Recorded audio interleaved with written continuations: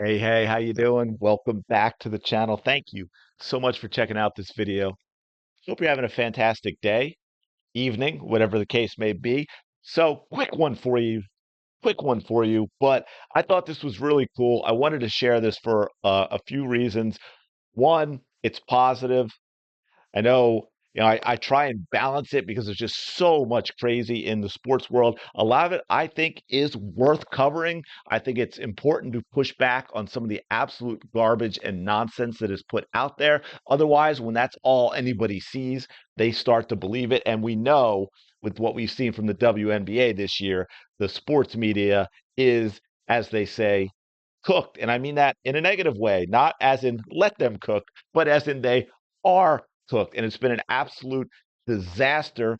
We saw recently with the Time Athlete of the Year fallout. You had the Washington Mystics owner with her nonsense about, well, we should have put the entire league on the cover to give them an award that's for one athlete because feelings might get hurt, which, as we know, is absolutely ridiculous. But I got to say, one thing about that I think was awesome, and what I'm seeing as well as another positive benefit is a lot of the stuff from the Time article, which has caused issues within the Caitlin Clark fan base. A lot of that is disappearing now. They've united really back again behind all this nonsense from the Washington Mystics owner, and then this insanity and the complaints around Caitlin Clark's number getting retired on the same day that Asia Wilson's number's getting retired. And look, man, we just spent a entire WNBA season honing our skills on pushing back and destroying the WNBA narrative. And so here we have class act, as always, Lisa Bluder. Maybe make her the WNBA commissioner. She is actually asked about the comments from the Mystics owner. And look, I think another important part about this is, again, it's a great example of showing how I think we're past that tipping point of people being scared or fearful of being called certain things, right? Because we know for the last few years, someone who doesn't tan very well, like Lisa Bluder, speaking out against someone who does, like the Washington Mystics owner, not a lot of people would do that. But Lisa Bluder, very straightforward here. We're going to take a listen to what she has to say about that controversy. You just said it, just named Time Player of the Year. I'm not sure if you're surprised, especially when you consider her impact not only on the WNBA, but sports as a whole. So I feel like some still don't see it that way. Like you mentioned, there's always going to be haters. But when you hear things like what Washington Mystics co-owner Sheila Johnson said, criticizing the choice of Caitlin for that award, I mean, what was your reaction to that?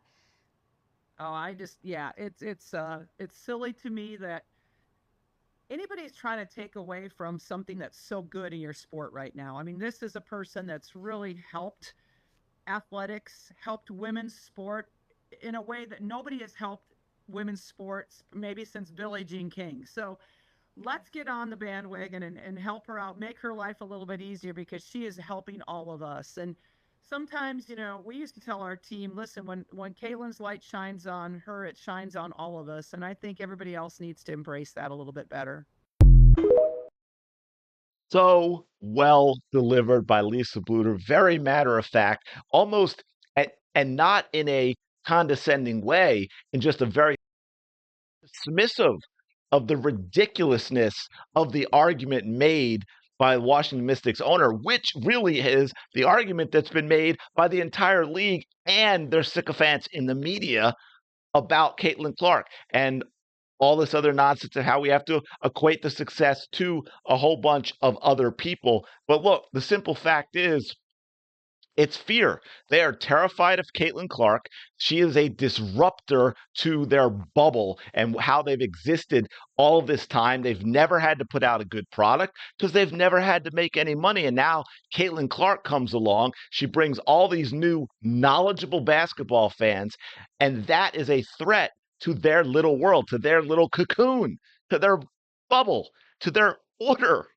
Caitlin Clark changes everything about the WNBA, and they simply don't like what that means.